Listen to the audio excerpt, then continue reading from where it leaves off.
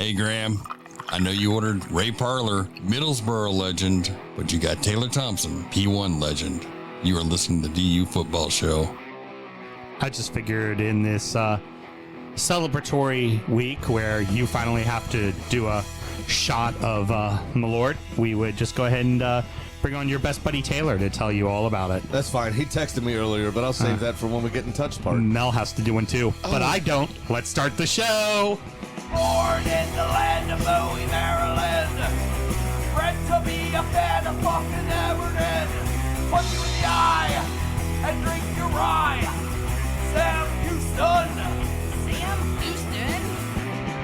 Arsenal fans have another Sam. AKA the fucking Gooner Graham. Snub the Malort. Looks great in shorts. Sam Graham, hey. Sam Graham. Fucking United!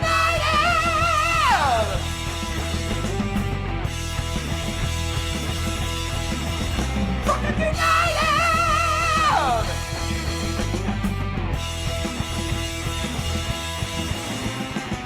Hello and welcome to the DU Football Show, a completely biased recap of the English Premier League is told by two common American schmucks. I'm your host, Sam Houston, and across the way from me, the man that never seems to get a moment's rest, Mr. Samuel Graham. How you doing, buddy? Tired. Fucking tired. Okay. It's hard work putting other humans to sleep. And of course, on the ones and twos, producer Mel, how are you? Good. Taylor says, gonna be a late night. Luckily, your problem, not mine.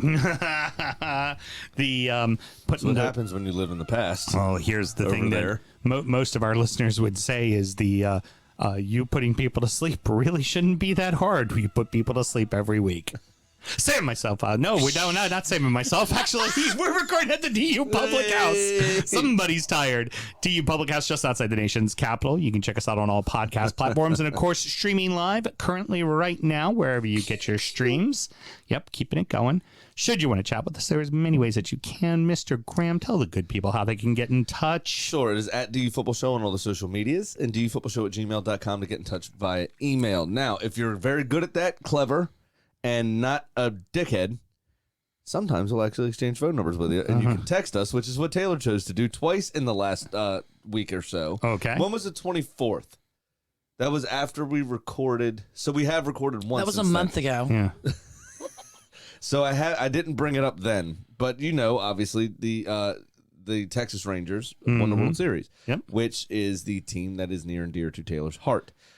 He sent me the first photo on the 24th of him in his, I would assume his basement, watching the celebrations there, if you can see that, with a couple of Lone Stars on his TV tray.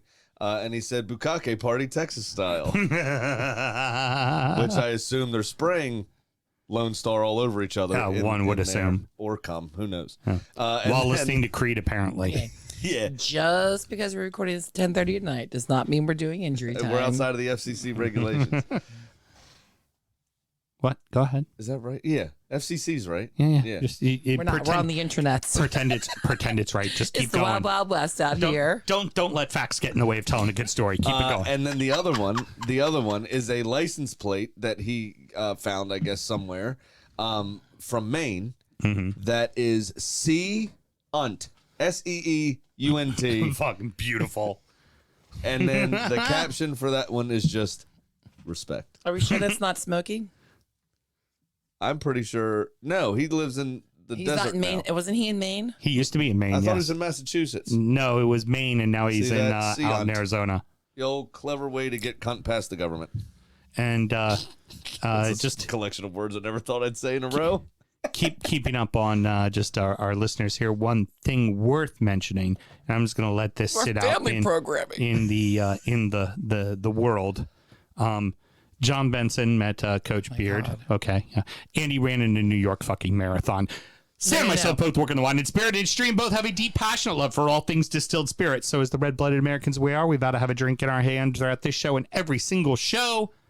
Sam, what are we drinking today? One of the top 20 from a couple years ago, I think it was. Laphriog's Cardis. Yes. Triple wood. Original cask strength, matured in ex-bourbon, quarter and Oloroso sherry casks. It is 59.5%, which would be 119 proof. Mm-hmm. This was, I think it was the 2020 list. Yep. Yeah. It's from a couple years ago. It was a little nippy outside. Nice figured. to have a nice, bold Isla single malt. That is bold. Big smoky fucking Isla whiskey. I thought that would just thought that would be fitty tonight. But I can't. love it. But I get yelled at for saying bukkake party, and Yeah, she gets to go, that's bold, and then flutter Yes, her eyelashes like that. That's bold is different from bukkake cunt main license plate. As Mel says, all the words. It's already been said once in the first 5 minutes. All the words. West Ham Scotty's watching. Oh, very cool. What's up, Scotty? Good to see you, buddy. Thank you for joining us tonight. Does he know? I mean, I'm sure. All right, I heard he doesn't. so Mr. Graham, what else do we always have to do, my good friend? Always remember to drink responsibly. I know, very good. All right. Regrettably, VAR is going to be a massive talking point of this entire fucking week, especially with this match, which was flat out a backyard brawl. Newcastle 1, Arsenal 0. Well, for one player, it was a backyard Okay, brawl. hold on. Hold on, I'm going to go ahead and switch it to the Pro Arsenal Agenda skin. There you go. There we go. Get that right set up. underneath of you. You can see it right there. All right. So allow me to say the following. I cannot believe that we are going to start the match with a game that had a total of 3 shots on goal. And with that being said, I just figure it's best to shut the fuck up and let you go. Have fun with it, my friend. So where to start? It was a very difficult miss not having Odegaard. Mm-hmm. We lacked a lot of creativity, but we made up for that in standing up to the physicality. I thought really, really well. Now we didn't lose our heads completely, like another team from North London, which we'll talk about later in the show. Yeah, at the end of the show.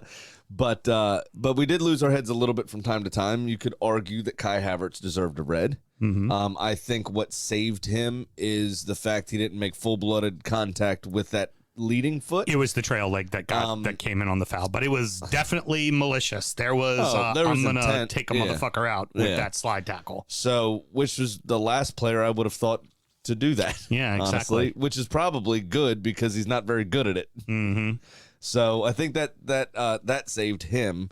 Bruno Guimaraes, though, for that MMA move he made as he ran past Jorginho. I would say it was more he raised the people's eyebrow and then laid down the people's elbow is what he did. I mean, he absolutely should have been sent off. It's a nailed-on red card. And who knows if Havertz does what he does, 6 minutes later or whatever it was, had he been given the red. Right. And that changed the entire game, obviously, with them having their full complement of players. And then, obviously, you get to the moment or the collection of moments. In a perfect storm of shit, I find it surprising. The ball over the line, fine, inconclusive from that angle. What I am upset about is why don't you have a camera of that angle? Right. How come are you not? The club has more money than God now. When goal line technology has 700 angles of if the ball goes over the line or not, how do you not have one fucking camera going down the goal line? Yeah, it just doesn't make sense. There's certain photos where it does look like the ball's overhanging the edge of the line. There's certain photos where it looks like it's far over the line. Yeah. So, inconclusive, fine, I can fucking live with that. Yeah. At the end of the day, it's supposed to be clear and obvious. It's not clear and obvious, so that play keeps on rolling. So there's 4 incidents, actually, and one of them's not being talked about enough. Mm-hmm. Incident number 2, the offsides. After Joe Linton trapped the ball down. You can't see the ball.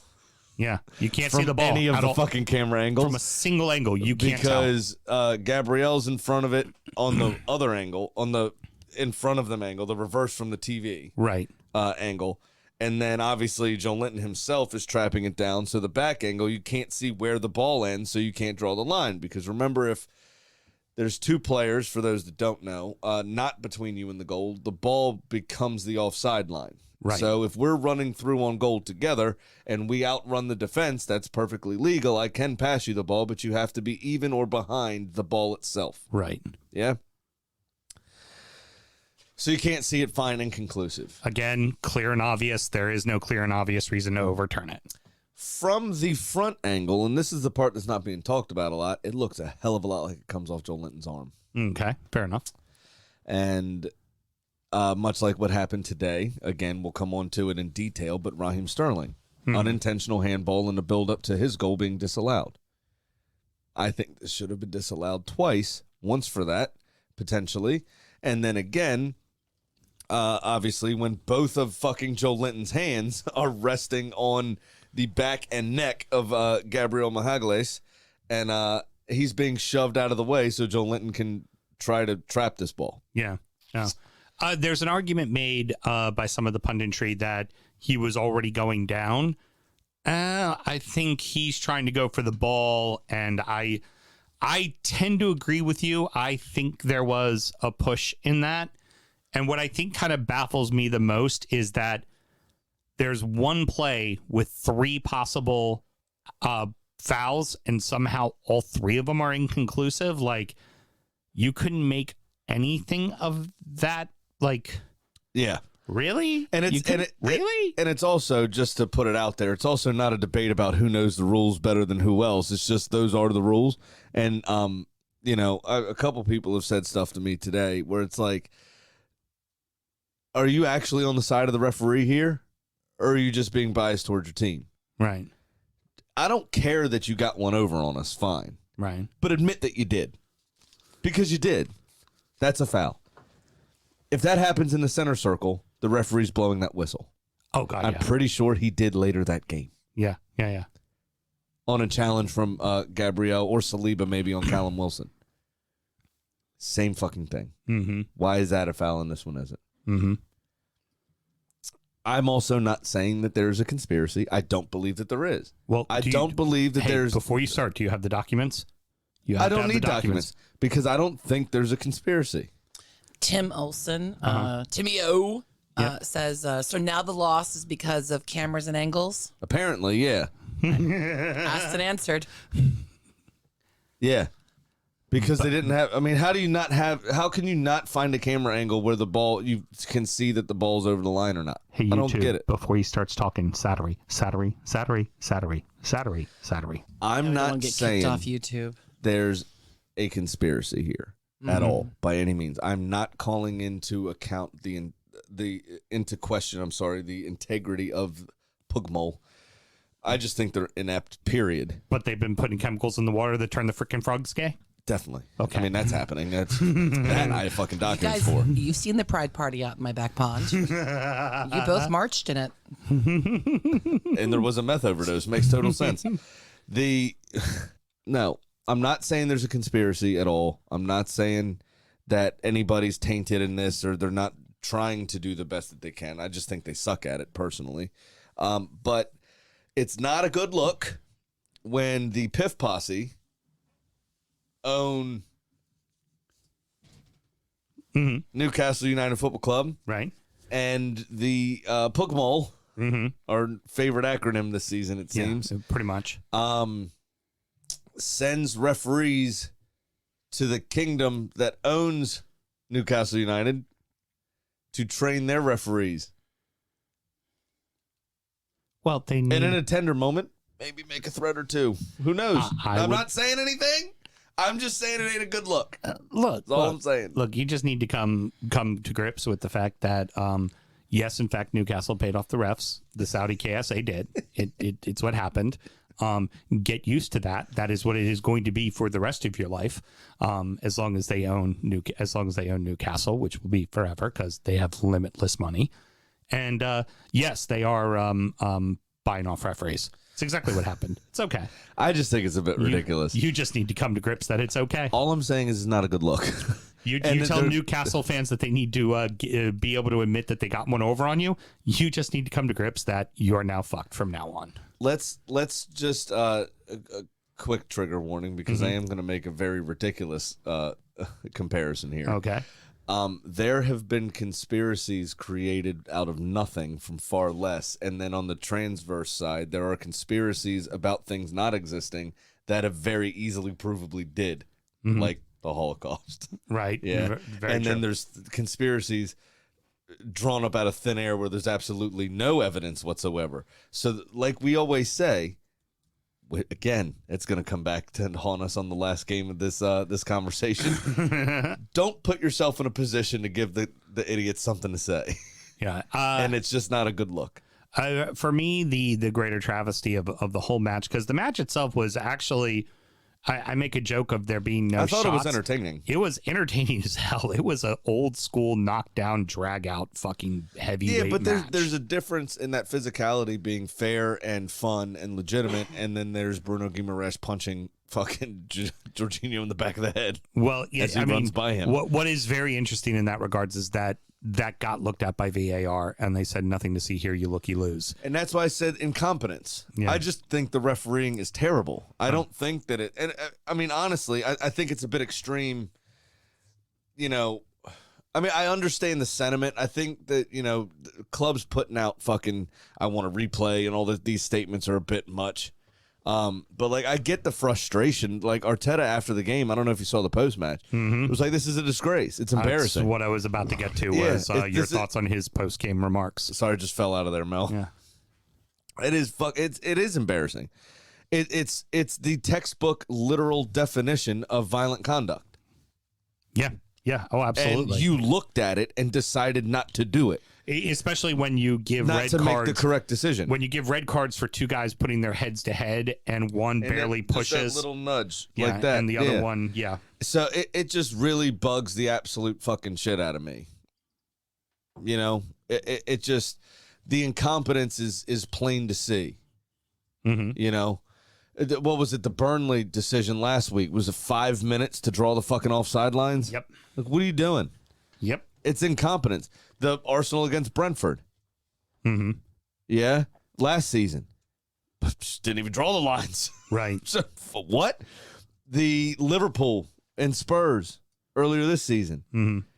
And then somebody had the nerve to say to me today, oh, Arsenal fans look like they know the rules better than the refs. How about the refs prove they know the fucking rules first? That would and be then nice. maybe I wouldn't have to fucking point it out. They the refs fucked up a lot this weekend. Yeah. So if you take last season and so far this season into the account, Arsenal up to second in the table on the Pugmole apology list because Wolves are still first with 4, I think. Yeah, the Wolves always get the apologies. And then you got fucking Ray talking shit, too. He's like, oh, man, they've never apologized to us. And, yeah, because they're busy apologizing to your opponents, you dickhead. Ray was having fun posting and hashtagging everything Bance. They you know what's funny is they get a 1-0 win that they didn't deserve, and they're suddenly all chesty again. Mr. Graham, allow me to be so kind as to pass you. Is that the pumpkin one or the regular? Oh no, you get the regular. The pumpkin's how is mediocre. Can I have the pumpkin one? No, you don't get the pumpkin one. You get regular Malort. You know what? And it is fitting that it's still in a Newcastle glass, too. Yeah, just that little extra taste there for Nice. you. You know what I feel like it's going to taste like since I haven't had it in so long? I feel like it's going to taste like about 1,000 Bruno Guimaraes just elbowing me in the throat on the way down. Very good. Throw it back. Also, not just as you take that shot, I'll go ahead and continue talking about stuff. Not just did Arteta come out and have words about the officials, the very next day, a printed public statement from Arsenal Football Club as well, mentioning that they were also not pleased and that they stood 100% behind their coach. Yeah, I think all it's a bit melodramatic. You know what I mean? I understand Arteta's frustration. The after the game interview bothers me less than the club statement. Okay. The after the game interview, and we say this all the time, the managers, players as well, just get a microphone shoved in their face right after a very stressful situation. Yeah. So they're still amped up from the game. They still got all that stress on them. If things didn't go their way, they're probably angry about it. Blah, blah, blah, blah, blah. And a lot of times they say shit that's kind of weird. Yeah. Agreed. In those post-match interviews. I don't disagree with what he said, but I think he would be a bit more measured if you talk to him about it today. Mm-hmm. You know what I mean? I think it's a bit much, but I definitely understand the sentiment. I mean, you know, England loves to hold themselves above, you know, the rest of the footballing world and say like, hey, we invented this game. Hey, we did this. Hey, we did that.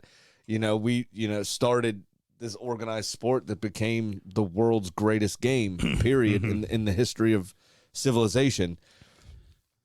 And to be this poor on this regular of a basis, while Italy, Germany, France seem to get the VAR thing correct, isn't a good look. Again, allow me to say the following. This should sting, England. The Americans and the MLS get VAR more correct than you do, and they do it quicker than you do. Yeah. They, It's just absurd. It's just absurd. I mean, I heard a stat. I don't want to forget it, so I am going to say it now, even though we're not talking about Spurs-Chelsea until last. 17 minutes of VAR checking in that game. Jesus. 17 minutes of VAR checking. Fucking hell. Yeah. You add in the 5 from Burnley. I mean, there's a half of football of VAR checks that we just stood around for. And it's a fucking, you know what it is, too, with the unintended consequences? I think Van der Ven's hamstring that's still sitting out on Spurs Field right now is a direct result of 5, 6, 7 minutes of fucking standing around doing nothing and getting cold. You know what I'm saying? They're running 100 miles a fucking hour. And then all of a sudden, you're just standing there. It's cold outside. It's raining probably. It's England. And then now I got to go on a sprint with somebody 2 years younger than me. Hey, Mel, you know what's also taking 17 minutes? This rant? Graham being able to do his fucking shot of Malort. Bruno Guimaraes, this is to you. You got it. What I was hearing for show title? Uh-huh. Americans do it better. I mean, we do most of the time. Yeah, how it tastes. You remember 1776? How you doing there, old friend? Is it as good as you remember? Hello, darkness, my old friend. We now turn our attention to the bottom of the league, which saw varied results and a ton of storyline as the relegation battle now has clear favorites. Manchester City 6, Bournemouth 1, Crystal Palace 2, Burnley 0, Sheffield 2, Wolverhampton 1, Luton Town 1, Liverpool 1. Doku had himself a motherfucking day for City. One goal, 4 assists. I mean, there isn't really much to talk about. Training day. It was a fucking training game, day. yeah. It was an absolute training day for City. For Doku. Yeah. I mean, no one needed it. You know who the biggest loser in all this is? Jack Grealish. Yeah, because he ain't playing because Doku's playing.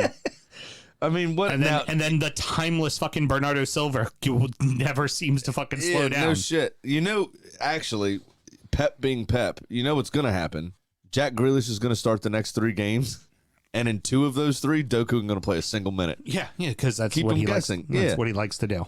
That's how he rolls. 100%. It's just interesting to see because normally it takes a season for a player to bet in, and Doku has just Immediately. right in. Oh, yeah. right for sure. in. For sure. And he wasn't even a regular starter at Rennes. No, not at all. You know what I mean? They were, because of some financial situations at the club, as I understand it, at least the article I read about it, they were hoping to hold on to him for another year or 2 before they sold him. Right. He's still only 21 now. Right.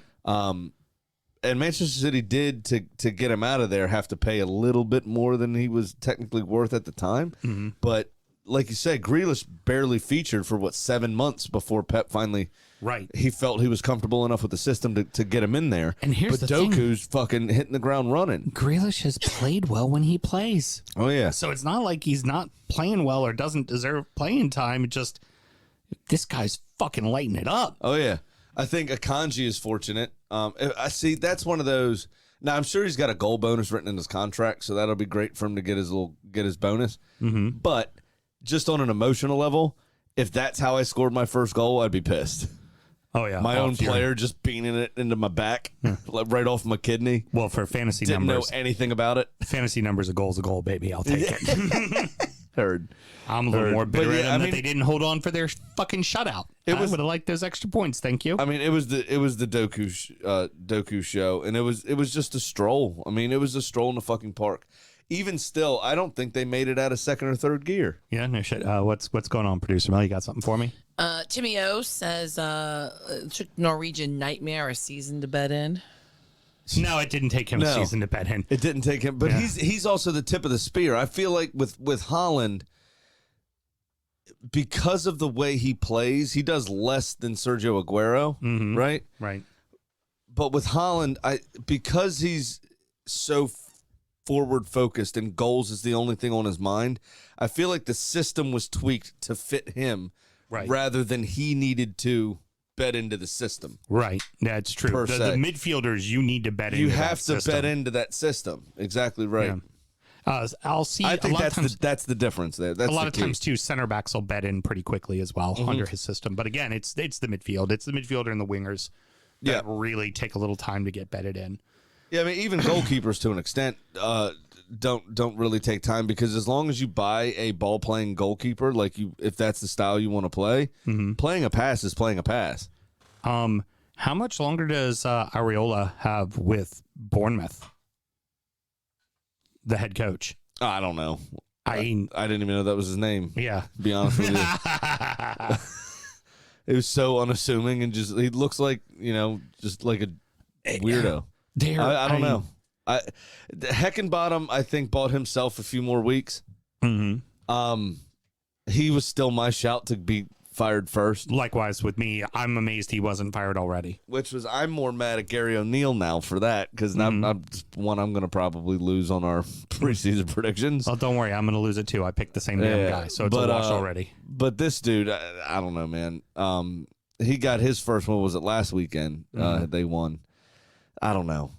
Some of these bottom clubs, I mean, they do weird stuff. This season, I feel like 3 or 4 people should have been let go by now, including Ten Hag. Yeah. And they haven't been. Where last season, I think we were on our 6th firing by now. Yeah. Well, we're going to get to So I'm not really sure what's going to happen anymore. We're going to get to all 4 of these clubs at the end, because we're going to keep it rolling with the games here. Palace essentially just take advantage of Claret's mistakes. Yeah. So there's a few clubs here, Luton being one of them, of course. Burnley being one of them, obviously, and Fulham. Now, I don't think Fulham will get relegated because they're a lot better in midfield and defense, and their goalkeeping situation's better. And this is, but Burnley had, I think it was 17 fucking shots, but only 5 of them were on target. Yeah. Converted, obviously, none of them. You got to find a way to score goals to stay in the division. Yeah. If you don't score goals, you will not stay in the division, period. Because there are, even at the shit end of the league, there are teams that can. That is right after the Everton League Cup exit for Burnley. Vincent Kompany kind of came out and was like, it's clear there's teams in the Premier League that just have stuff we don't have. Like, he kind of already admitting this might not be working, and we're going to need time. And they got to go in January and find a striker. But my other then question there for them is then how does Kompany change the system? Because you got to change the system a little. Like, when you keep losing the ball out of the back, at some point you just got to kick one long to keep the other team fucking honest. I mean, that's true. But again, I'm saying, like, 17 shots. Yeah. They're getting forward. They could have won. 4-3 is still a win. Right. It's still 3 points. But the problem is you're, like you said, nobody's there to really put the ball in the back of the net. But also, they're just prone to making a lot of mistakes. If you play patient ball, like Everton did to them in the League Cup, they had no fucking answer. Yeah, I mean, that's true, too. But, I mean, that's a dice side. That's hard. Yeah, fair. It'd be hard to break down unless Ashley Young's in the team. Yeah, true. And then then you just got to wait him out and let his legs tire. It's only then a matter Everton of time. Need to score too. Yeah, precisely. So I think they need to go out and they need to find a goal scorer, somebody that's out of form, somebody. You know what? Fucking get Jadon Sancho on loan in January. Mm-hmm. Yeah. If Ten Hag's still there, he hates him. Bring him in on loan in January if you can. Yeah. Do something, something like that. You need somebody to score goals. There has to be somebody to score goals. And like I said, Fulham will eke out enough draws and enough wins. I mean, they have a couple. Willian, he'll score penalties. Again, we'll get to like all that kind of stuff. But I worry so much. Hold your overall thoughts till the end, because I'm going to get to that at the end. Big news for Palace is Eze got almost an entire half. Yeah, that is him coming monster. back is huge, and it's no real surprise that they actually scored a couple of goals now that he's in the team. Mm-hmm. Right? I mean, Palace the last couple of weeks were shutouts, were zeros. Eze's back even for just a half, and bang, we're back on the goals again. Yep. It was a great work by IU, of course, for the opener for Schlupp, and then Tyreek Mitchell in stoppage time. But again, I said you don't need to have a 25 goal scorer to stay in the league. You need to have a 10 or 15. You need to pick up those little things along the way, those crumbs, right? That get you draws, that get you eke out a win here or there. Mm-hmm. Palace do that on a regular basis. We always say without Zaha, Palace would have been relegated 3 years ago. Right. Zaha passed the mantle on to Eze. Last 3-4 games since he's been out, Palace hasn't been playing very well. Yeah. Eze comes back. We're back in and amongst it, and we get a win. Yep. Sheffield finally get a win. Will it really ultimately matter, though? No. Not in the slightest. I mean, it was at the death. It was like, okay, great, you finally won one, but it was like, is that what it took at home? Especially with Wolves, Wolves didn't look good. So like, why couldn't you you're in your own building against a team that's not looking very good, that's down near the bottom around you. Why can't you just put the fucking foot on their throat? They weren't able to do it against Everton when they faced them earlier in the year. It's just like, yeah, it's just not impressive. No, it's not impressive at all. It's fucking terrible. Yeah. And the penalty, I think ultimately, yes, fine, it's a penalty, but it's solved. Mm-hmm. It's solved. Oh, yeah. And especially when there was only supposed to be 6 minutes, the game was only stopped for 2. Penalty wasn't given until the 9th. Yeah. I think there's something going on. You have the documents, Alex Jones? I just think the officials don't know what the fuck they're doing, is what I'm saying. And hold on, Sam. I'm sorry. There's a VAR check right now. The words that are coming out of your mouth sound blue to me. Uh-huh. But it's inconclusive because I don't have that condition where I can see colors and words. So okay, heard. Very we're good. going to have to move on from that. Just forget it. Is there like it never happened, Mel. Is there cause for concern for Wolves at all here with that loss? No. No, I would tend to agree. I do worry for them still, but I think Gary O'Neill, I think it's starting to click. Yeah, we're gonna get to that right at the end here. I think they feel more organized than that. A nearly perfect match for Luton at Kenilworth Road. They could not have played better. They really couldn't have. Yes, absolutely. A completely frustrated Liverpool. 100%. The goal was picture perfect counterattack. It was catch excellent. them at the races. I can't remember who it was. Number 7, maybe. Former Everton man that leads the play that leads to the goal against Liverpool. It was a fantastic fucking ball from him as well. Oh yeah. I think I think there was a player. I think it was number 7. I can't remember his name now actually, and I didn't write it down. I think he had a chance to put Luton or I think he was the one that would have been 1-0. Mm-hmm. But it looked like he just ran out of gas. Yeah. He made that run that started in his own half, and by the time at the end of it, I just don't think he had the strength to kick the ball. They played so hard defensively. I don't know how they were able to run up the field that match because they were chasing Liverpool. Oh, yeah, big time. Everywhere. And it's such a shame. Now, if it was going to be, it was always going to be him after the fucking ringer he's been through over the last few weeks with his parents being kidnapped and everything else. It's hard to not feel good for Diaz to get that goal. I have an unpopular opinion. Mm-hmm. I don't think he headed that ball. Yeah? I think it was an own goal. Oh, yeah? Looked like it came off the defender last, personally. Fair enough. But give him his goal. He needs it. Yeah. And obviously displaying the heartfelt freedom for Dad on his written on his shirt is pretty good. Let's go ahead and take a moment and remember this and earmark it and everything. Jurgen Klopp finally got a yellow card. He did. He was perplexed. And then he bitched about it. He was like, I was talking to the linesman. I don't know why the official came over and gave me a yellow card. Because you were talking to the linesman, Jurgen. That's why you got the fucking yellow. I thought it was because he was out of his technical area. And even the announcers in this one were sympathetic towards him and said, like, yeah, but this technical area in this stadium in particular is quite small. They were like, it's harder to stay in it than it is to walk out of it. Well, he did. Klopp has it's never like been... if you're at the Emirates, if you're at Goodison, if you're at Anfield, the technical area is rather large, actually. Do you think Klopp knows anything of a technical area? He once ran out into the center of the field to embrace his goalkeeper in a loving celebratory embrace while the match was still going on, okay? Do you think he really gives a shit about a small fucking technical area? No. All right, so here's the question I'm going to ask. I think we're looking at 4 clear teams that are in real fucking trouble. Yeah. And we talked about this last week. And no offense to the teams that won, but this is the conversation to be had. Of these 4, now I would say there's 3 others that could be talked about, which would be Fulham, Wolves, and Everton. I don't think any of them personally are going to fall into it because, as you've already been hinting at, the 3 of them are too good of teams too. They're going to find ways to get draws against Brighton or a win against West Ham. They're going to get those odd points. These 4 on the bottom, they're truly fucked right now. Yep.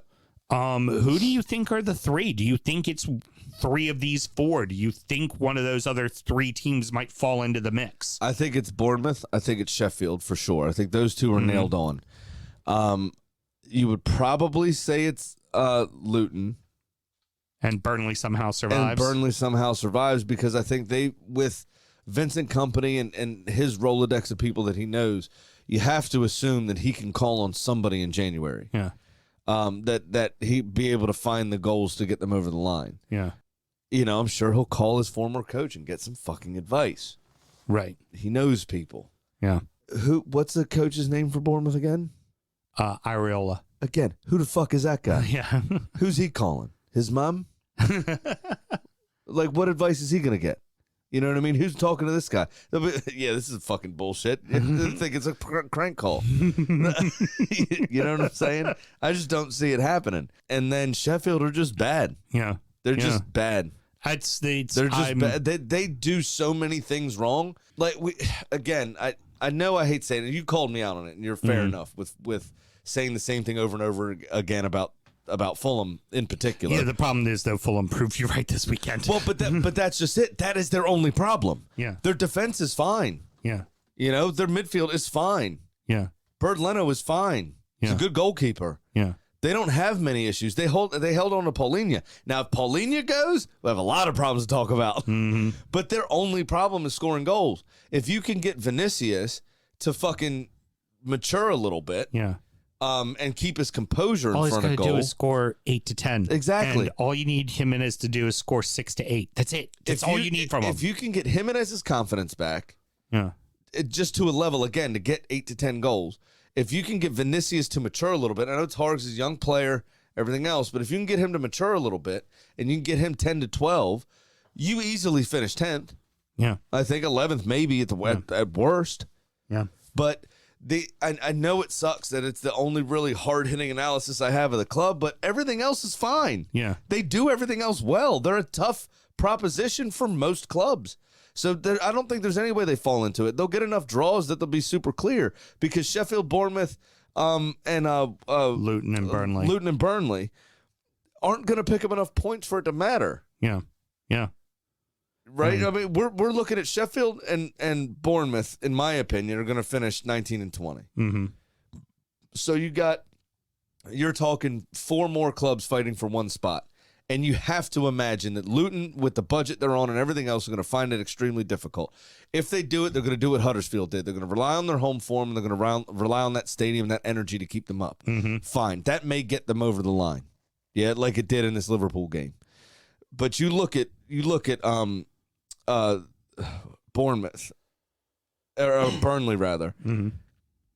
If he can't convince somebody to come and score those goals, they're in a world of hurt. Yeah. Because I don't think they have the facility, the faculties to play in a manner that they need to unless they had Sean Dyche back. Mm-hmm. No, they don't. To get the requisite points. Yeah. And coming on to your game in a little bit, I mean, that was the perfect Dyche performance. That looked like Burnley changed their shirts to blue. Yeah, pretty much. In that game. If you know. But I don't think Vincent Kompany has it in his DNA. I don't think he can do it. I can say the following. Now, obviously, December will have different results. It can all change. But as of right now, there are clearly 4 teams that are way worse than the rest of the league. Absolutely.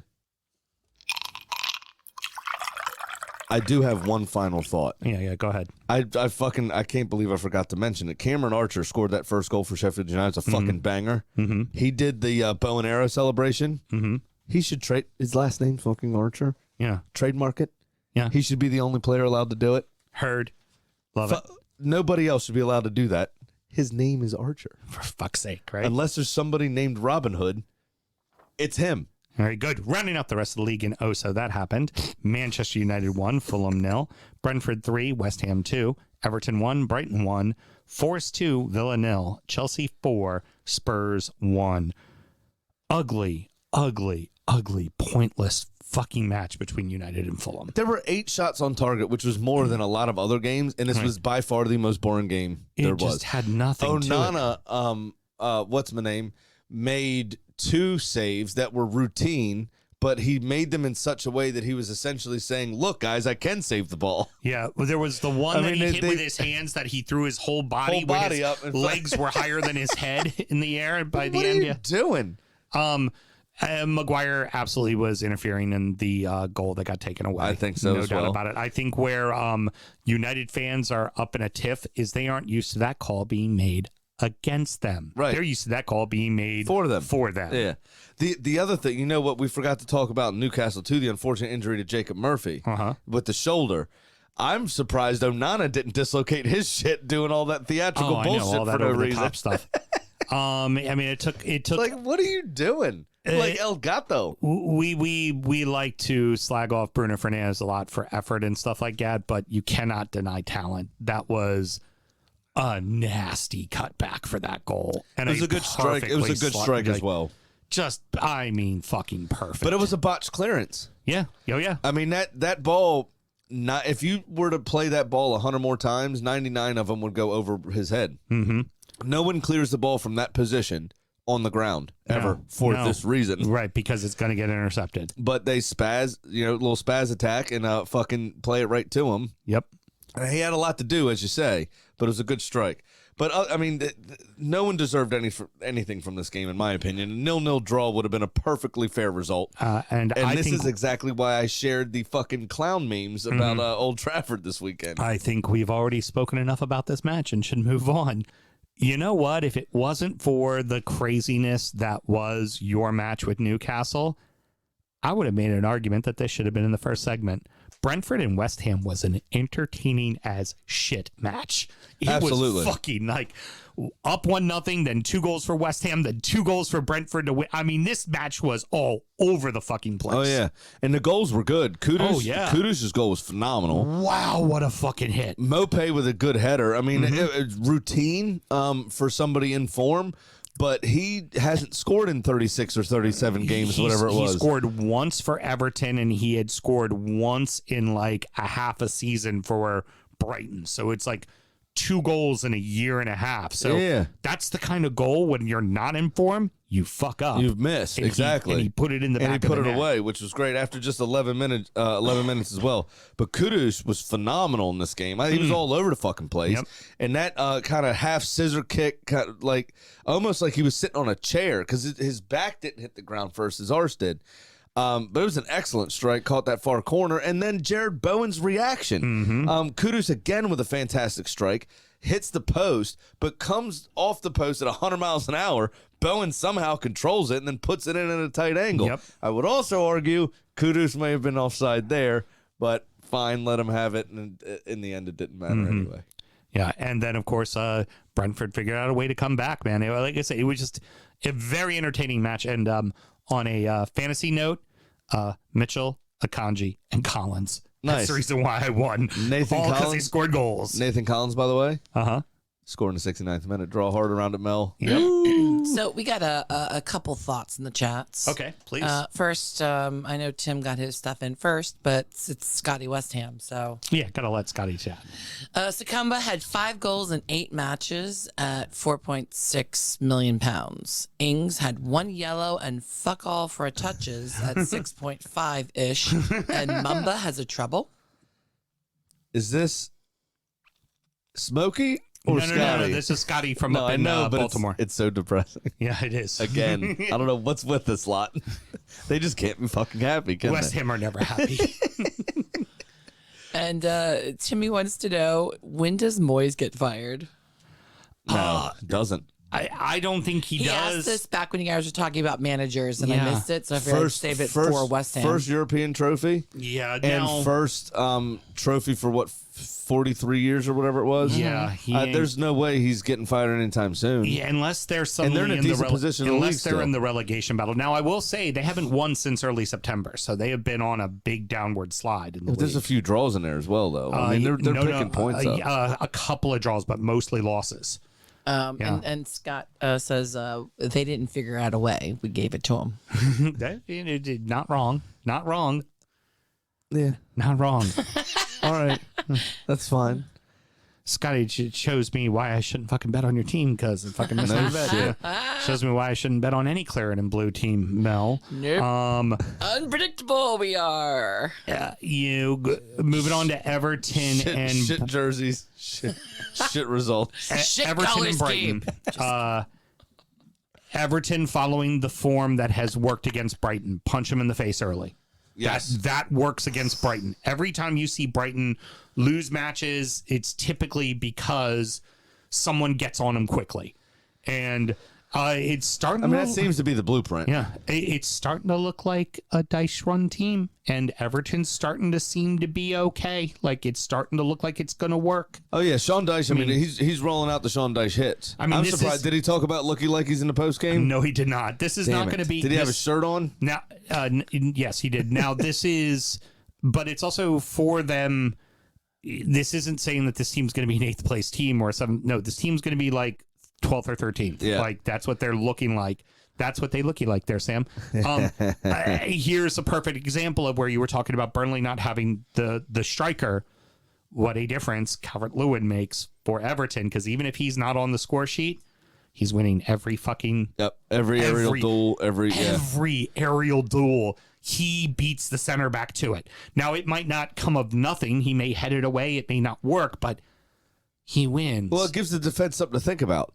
Every It absolutely stretches. duel. It absolutely stretches the team and everything else. Something to be said for Dyche, though, is he played the bulk of this squad in the League Cup in the midweek and then did not go and make substitutes quickly enough because Matomo was running circles around Ashley Young, and it ultimately ended up being the downfall to the team because it was down Matomo's side where they got that own goal. Yes, it I was. Absolutely. definitely texted Houston.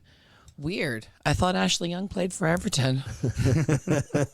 Yeah, he's, bro. I don't know, man.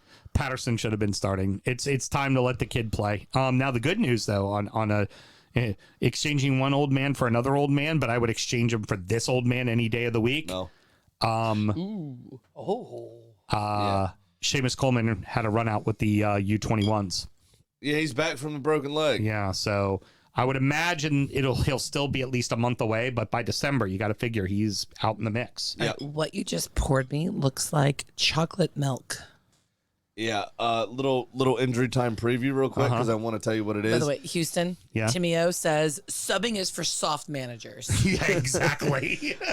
Big Bad Baptist from Epic Brewing. This is their double jam imperial stout. Excuse me, aged in whiskey barrels with coffee, cacao, and raspberries and blackberries added. Holy shit. Should be delicious. I had yesterday. I decided to save this because I had yesterday. Oh my God, it smells amazing. Their mint chocolate chip, and it was fucking delicious. It's really good, And just so you know, the mint chocolate chip yesterday was 12.9%. I'm gonna try to get another bottle from Mount Airy tomorrow. Excuse me. This one is 11.6. That is magical. And it's not too alcohol-y from being No. a barrel age. It's No. fucking, it's delicious. I was a little nervous when you threw so many ingredients at me. Again, like but usual, yeah. The dark chocolate cacao balances out the raspberry. The bitterness makes it more robust, and it's just creamy and delightful. And usually barrel age does come in a little hot or a little Boozy. yeah, boozy. I was gonna say it's like adds an acidity to the flavor profile, but in this case, it all balances out perfect. Unlike West Ham. So Sorry, that was But there's some unnecessary. stats I wanted to say about your game Please. real quick though. With this, and this is why I say it's a dice special. Really, You scored after 7 minutes. It was a defender that scored. And you conceded about 80% of the ball. 79.9% is what the Premier League app had them rated at. But you still outshot Brighton 10-7 on target 4-2. Yeah, that was the big thing I was going to come away with on that is that Brighton is Sean Dyche. Other than Sean getting Dyche the is own goal, hard, they according to really Timo. didn't have chances. They just didn't, which that's kind of the more reassuring thing for me seeing the team play. Now, December's December, and at the end of December, we can all be fucking singing a completely different tune when it comes to this. So let me go ahead and do my shot of. Oh, hold on, I didn't lose. Let's go on to the next game with the person who does have to do a shot of Malort. Timo also says mint chocolate chip alcohol is for soft podcasters. Well, we're not drinking mint chocolate chip. Did he really write that? Yes. Two smiley laughing faces. I say, don't Timmy's feeling project. spicy. Don't project onto me because you live in upside down land where you got to be scared of everything that moves outside of your house. I also said that mint chocolate chip booze was 12.9%. If that's for soft people, careful. He's also out in that Perth area, so he's out in that area where you would need to be worried about everything that fucking comes outside. Fucking has to sleep sitting up with his eyes open on a table, so he's away from shit. Because that lone gnat might actually be the deadliest gnat on earth. Probably is. Fucking hell. By the way, Scotty had sent into the show. He has a bottle of Malort that I'm assuming he drank with his segment. Oh, I love it, I know Scotty. he's watching me with mine coming up soon. Like I said, if 12.9% soft, I don't want to be hard. I was going to say that, and then I thought about the ramifications. Tim has a correction for you. Uh-huh. Australia does not exist. Airlines land in a secret island near Chile. I thought that was only Finland. Yeah, there we go. That people thought didn't exist. Again, what a weird online conspiracy shit. You know what? Fuck it. Pugmall is being paid by the Saudis. I don't care. Or I would have thought New Zealand be the one that says they're not, that doesn't exist. Because how many maps do you not have New Zealand on the map here? Right. Yeah. Here's real quick, moving on to Forest and Villa. We already talked about it. Keep going. I did enjoy Mel's commentary throughout the entire match. She kept saying the same thing. What was that again, Mel? They are disjointed. No, it was more alcohol. It was you looked up. I'm not stoned enough. Oh, are they still playing? Oh, no, they're still playing. Stoned enough. Yours and Tottenham, the next game we're going to talk about, y'all's back lines played higher than you've ever been. Forest played a perfectly executed game. Yeah. What they did is they slowed down Villa, because that's what we're talking about with Villa is just like Diaby and Bailey and Watkins and this just immense level of speed. And even on the outside flanks with Cash and Digne, like they get up the pitch thick so fast. And they played a perfect fucking game. But they slowed them down. It's easier to do that. Like, you slow them down, yes, but that also drew the defenders further forward beyond midfield and allowed them, Awoniyi and Alanga especially, the space to run into. Yeah. And at that point, if you're chasing that far back, you're in complete recovery mode as a team. Mm-hmm. I mean, you're putting yourself under the cosh at that point because you're not organized at that point. True. And that allowed Alanga, I thought, was excellent in this game. I think that he's having the last 2-3 weeks, he's having a real kind of coming out party. He really is. As a senior professional at that club now. Yeah. So. The second goal, I can tell you exactly just from break this one down. This is where I do appreciate sleeping with a goalie, because when shit like this happens, he's immediately right there on the couch with the full breakdown. What happened with Emmy on that save is, and you know this, Sam, is you need to be able to get the ball and spin it off your fingers to make it go up. What ended up happening was you could hit the heel of his hand. It hit him right in the dead set of the palm, and that ball just went. Just died. Yeah, you hit it and it just goes up a little and just falls right down. And it was like, oh, he got that all wrong. Like, he got the wrong part of his hand on that. Big time. Yeah, you're supposed to be able to flick it off with your fingers. You kind of take it as the ball's coming. You just shoot it like that, and that makes it spin off your hand and then go up high and over the and post, over the bar. you hit that dead flat palm of your hand. It just even dies. if you push it, all you're doing is just pushing it up. You're not actually spinning it back. You Yeah. could see it in his face. He knew the second it went off his hand. That's why he was so quick to try to recover. But it was like, fuck. And ultimately, Guess what Forrest had? what? A fucking camera angle to see that it went over the line. Forrest is killing it at home. Maybe the KSA doesn't want to have certain cameras there. There's just shit you don't need to see, Sam. Okay, Yeah, exactly. Shit you don't need to see. You know what? I'm printing documents off as we speak. Right. Hey, Mel. How about you? You got a little something you need to do there. Oh yeah. So to quote my my Lindsay, they were just pants. Villa was just pants. I had to look it up and tell Mel. I'm assuming it means like rubbish. Like they were just like crap. But pants is also that's underwear. It's underwear, yeah. Nope, everyone was just pants today. That was everybody all was she kept pants. typing. I'm like, well, there you go.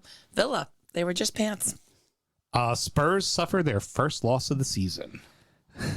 That's what you lead with? That's what I'm leading with. Really? All that shit goes on and they lost. Holy fuck.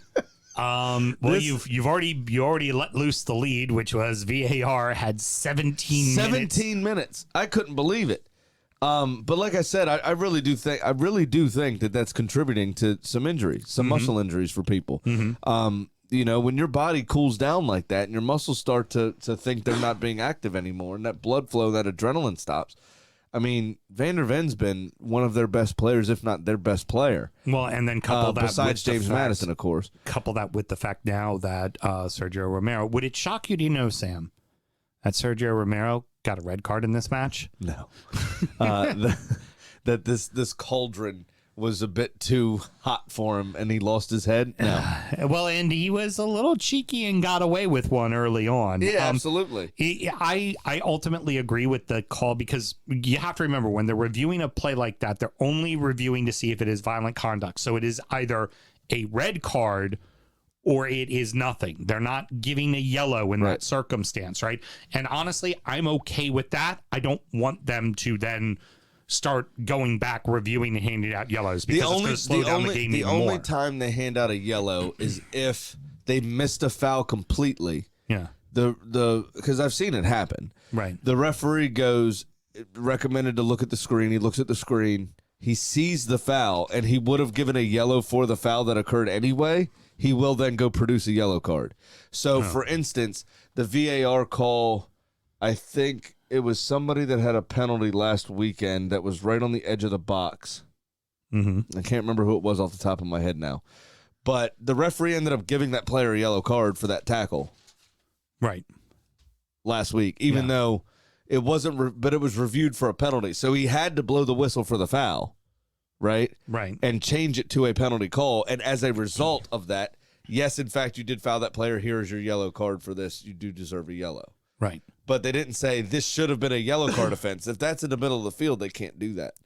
Well, what's funny is how Romero gets sent off is on a VAR check for a goal. Would it shock you to hear that that was the third goal that they were checking for VAR in this match so far? So far is the key. I think it's best that we go ahead and bring on young hot freshness, the smoothest fucking pipes, and get his opinion. Hiram, how are you doing, good sir? How you guys doing, you fucknuts? Doing great. You're a Chelsea supporter. What did you think of that fucking shit show today?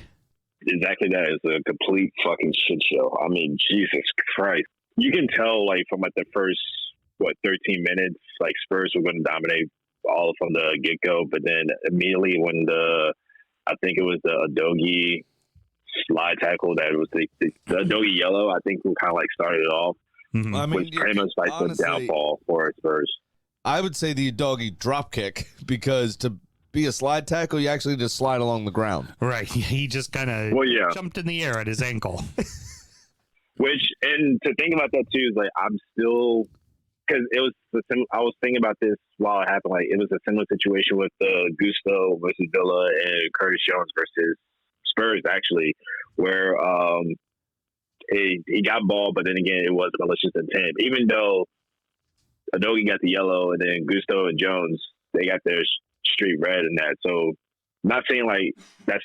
I'm saying like for this instance, it was the right call to card him either way. But the thing about those situations is still kind of funny to me because it was like past situations that like led to bad refereeing, I guess, in that sense. But also that Romero really, I know I'm like jumping around here, but like Romero, like kind of, he kind of pissed me off a lot tonight watching that.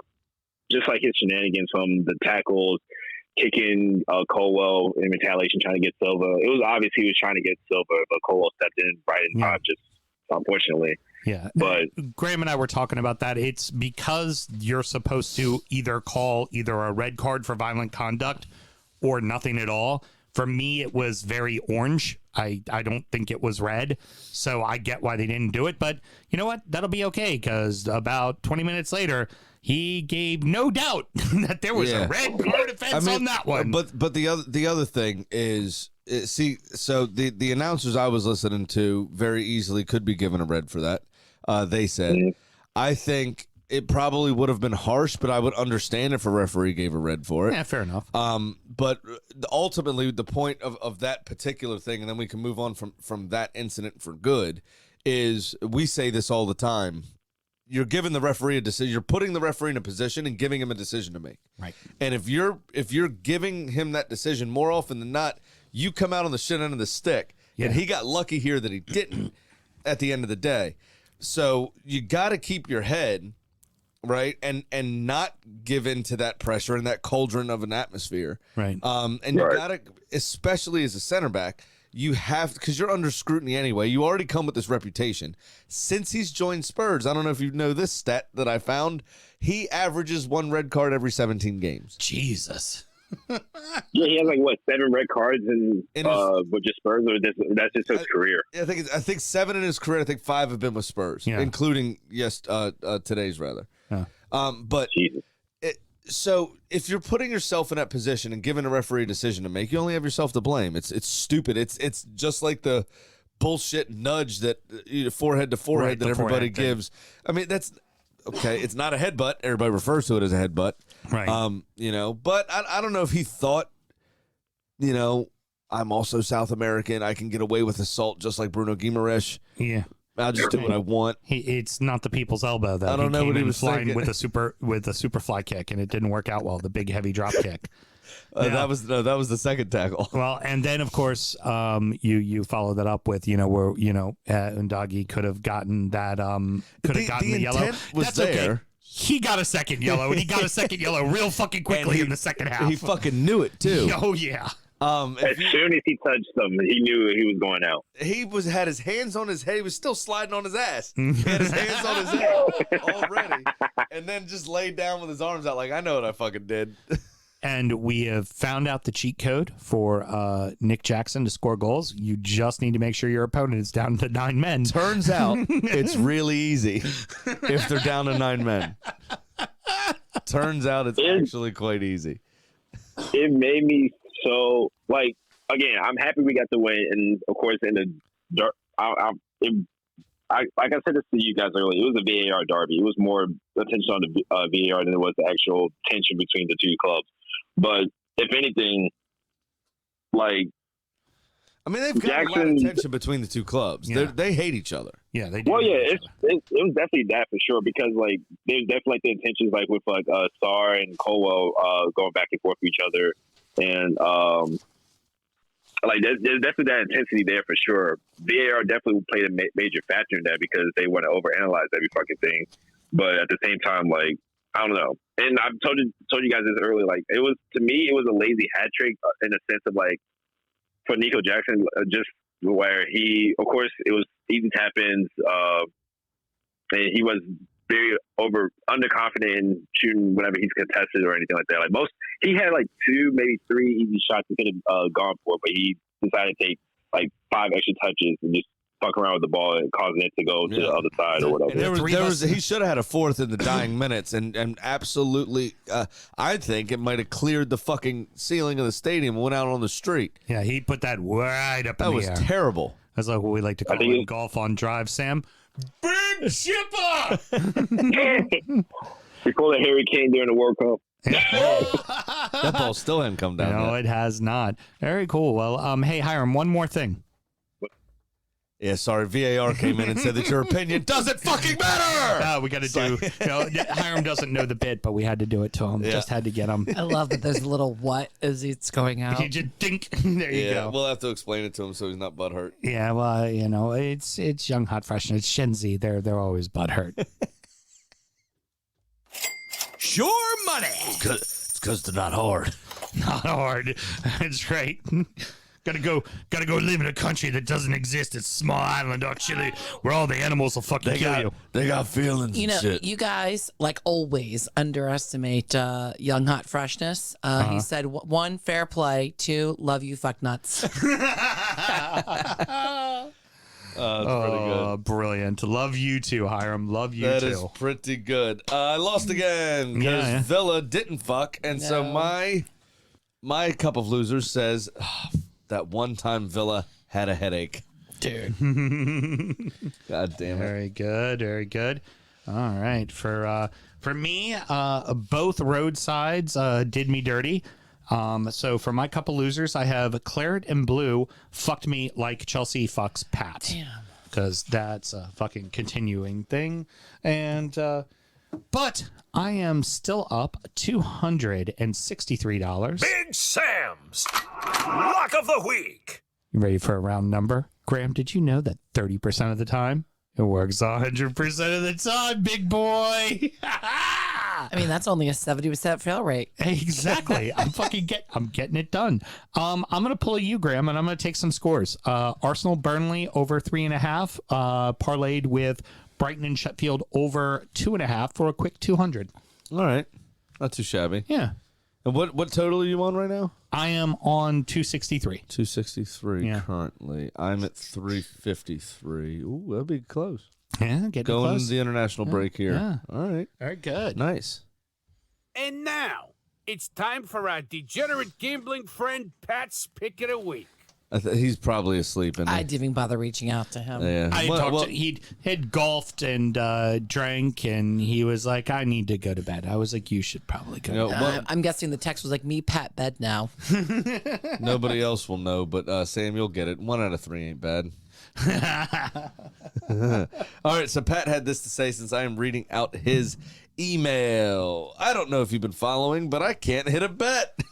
So for all you gamblers out there, it might be smart to go against my 2 picks I have for this week. Always has been.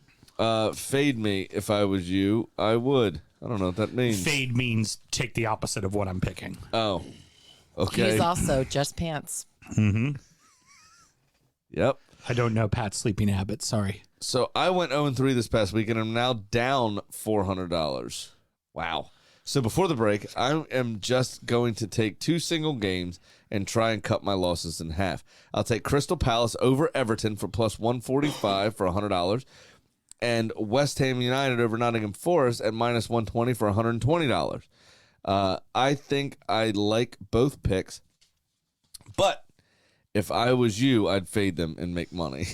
At least put a draw in on the Forest game at plus 260 because that's how gambling shit is going to go. Have a great week, and we'll talk in 2 weeks for a big Villa Spurs match, which I'll probably lose money on. Very good. That Very was good. from Pat. All right, well done, what do you sir. got going on, Graham? All right, so what I got going on is I ditched the score idea because that didn't work. Yeah. So we're back to the drawing board. My early season 3 and 4 game parlays of favorites did okay, but then I started losing. So now I'm back to what I'm supposed to be doing. I've got United over Luton, Arsenal over Burnley, Newcastle over Bournemouth, Liverpool over Brentford, Brighton over Sheffield, and Villa over Fulham for a 6-way parlay that will pay plus 580 when it happens. 580. Okay. 580. Very good. I would have thought for a 6-gamer you'd have gotten more odds on They're that. all heavy favorites. All heavy favorites. Pretty heavy favorites, yeah. Pretty heavy favorites. I think Villa will get back to fucking. Yeah. Skanks that they are. Oh, yeah. No, Emery's definitely going to whip him into shape. Well, I do mean whip. you know what else lost this weekend? All you need is somebody named Gray to play for them, and it's Yeah. all over. You know, what is going to say to the trainer? Bring out the gimp. The chicken. Chicken tripped on the way to the microphone. Yeah, exactly. Well, Kitty's winning streak came to an end with Doublade's first win. So she now sits at 6-4. So this week, I gave Kitty Arsenal hosting Burnley. Thanks for that. Now, Kitty showed me a rough draft of Arsenal's response to the FA this weekend. It was on a note on her iPhone because, you know, Kitty has both of those in her possession. Exactly. Now, I assume the Cronkies asked for Kitty's help in drafting their statement over the weekend's controversial VAR decisions. And it's also safe to assume that Kitty is going to be picking the Gunners to win. Very good. Not the Gunners to not whine or complain or blame on angles or referees or was my mic still on? Sorry, my bad. Gamble legally and responsibly. Very good. That's going to The looks I'm getting from Graham right now. that's going to wrap it up, boys and girls. Mr. Graham, and he parting words. Do know that is my wife before you say really rude things to her. Two things. One of which is do have not a specific set of cons to call out, but there is just a general D-back thing. I'd love if we could stop doing the tragedy chanting. Yeah, I heard Luton was doing it. Yeah, it's getting a little old. What were they chanting? Something about Luis Diaz's parents being kidnapped, I believe. Oh, that's crap. And they were also apparently chanting always the victim to Liverpool is what to About, the Liverpool players, just about the 96. Yeah. Middlesbrough, the whole the Hillsborough. Even though it's incident not and even everything. fucking close to the anniversary for that. Right. Just But it's getting a little old. Last That's weekend, kind of bullshit. There's the United so supporters many other things to make fun of people for. chanting at Holland about his dad breaking his leg and not being the same player afterwards. right. You've had a few of these incidents this season. Last couple years ago, we had the actually yesterday, I think it was, might have been today. I think it was yesterday. What was his name? The guy that died in the plane crash that was supposed to play for Cardiff. Yeah, I remember. Yeah, I can't remember his name now. But then the Southampton supporters doing the The airplane, airplane on and the the sideline. fucking in the Just thing. leave the tragedy He was alone. supposed to be 30 years old, I think, this week. Yeah, Just yesterday or today. yeah, fair. But like just shit like that. Like, can we stop doing that? Yeah. We have enough shit to talk about each other that it doesn't have to be about the tragedies that have affected the clubs. Right, very true. You know, would you just sing something about the Munich air disaster to Manchester United where fucking like 18 players, people, staff and players lost their lives and Right. shit or whatever Not it was? Cool. Just not Like, fucking cool. it's not think of something okay. wittier. Think of something wittier. Yeah, I mean I'm all for a dead baby joke, but this is too much. Yeah. And what's your second thing there, Mr. Graham? You said you did a couple. Yeah, there's something we didn't talk about during Manchester United's game okay. that we need to discuss. There's a few teams in the league, mainly with shirt sponsors, not sponsors, but kit manufacturers. Castore, I think, are the name of them. And they have that wet shirt look. I mean, yes. Okay. Villa has that freshly fucked look every game. And it's The players hate the because shirts, though. the shirts are terrible. We called it out. We knew this in, July? yeah. When we saw them play in DC. Yeah. And like, oh, it's just because America's hot. I'm like, okay, yeah, we're hot. But that's not the problem. Your shirts suck.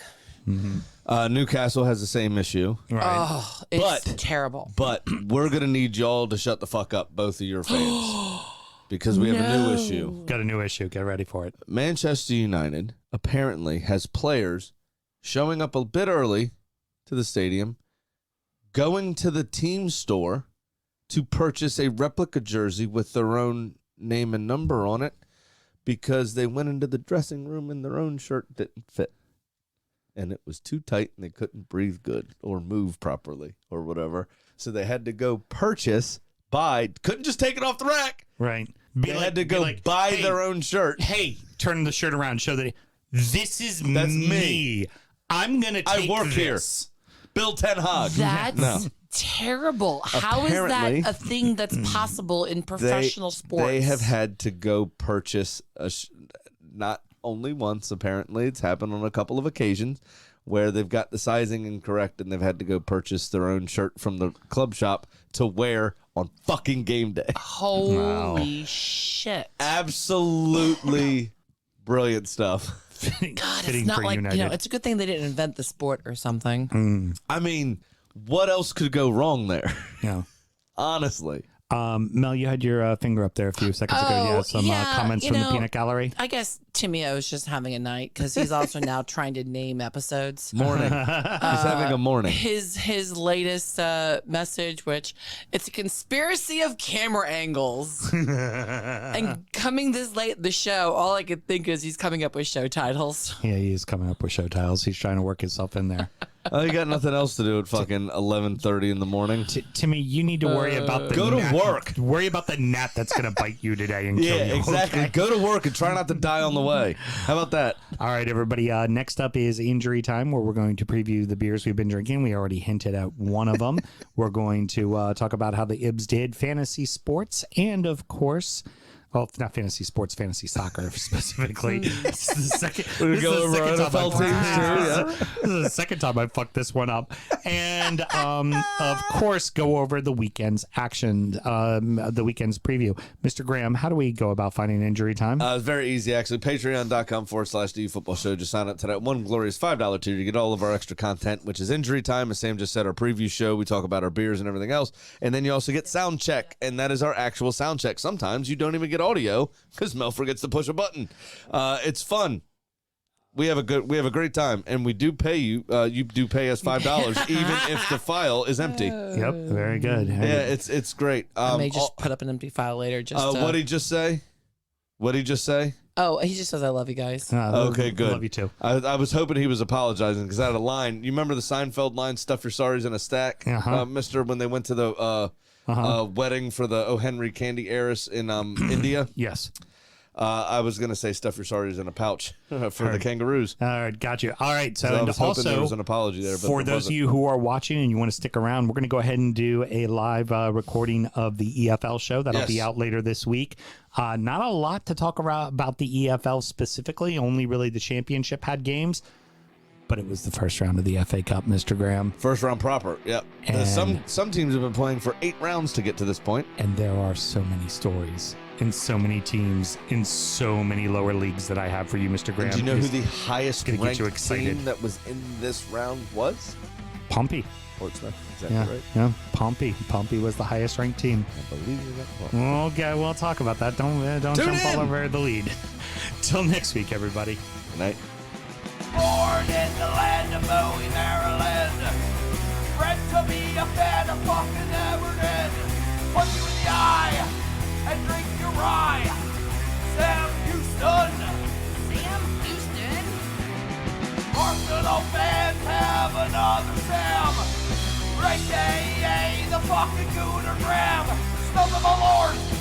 Looks great in shorts. Sam Graham, hey. Sam Graham. Brooklyn United!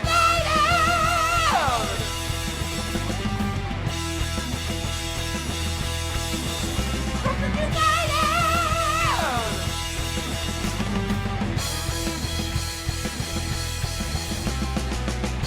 Hit the fucking mute button!